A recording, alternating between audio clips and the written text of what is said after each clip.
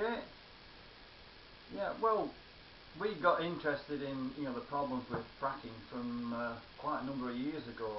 The first thing that really struck me was I listened to a CEO from Shell, Royal Dutch Shell, and he was being interviewed and said something like, there isn't a problem with fracking. There's never been any problems whatsoever with fracking.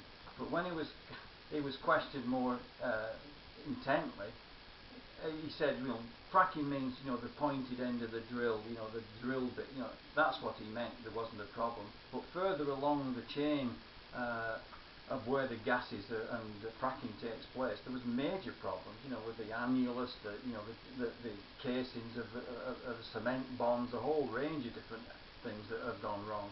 And if you look at somebody like, in America, Dr. Anthony Graffia, and he'll explain, he's a major expert on this subject, and he said that the percentage of wells that fail, because of the casings, the cement bonds and things like that. And you think, well, this is a crazy idea, but yet everybody was saying, the government was saying, it's perfectly safe, there isn't a problem whatsoever, and it sort of developed from there. Personally, I am concerned, because when you look at the maps of where fracking is going to be allowed and permission, it's more or less 2/3 of the country.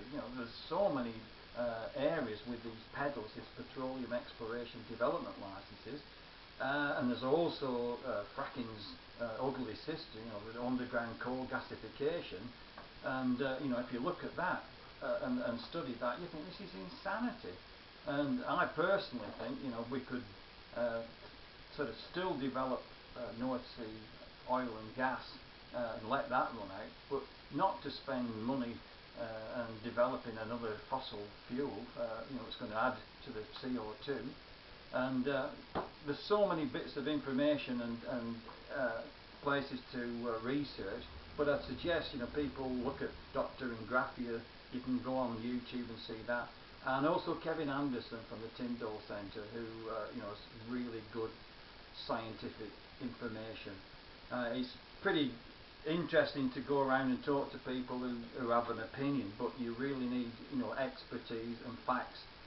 Otherwise, lots of things are just dismissed as being sort of emotional statements. But study it, go there, have a look at the information, make your own mind up. There's so much evidence to say this is a really bad idea. Brilliant. Okay.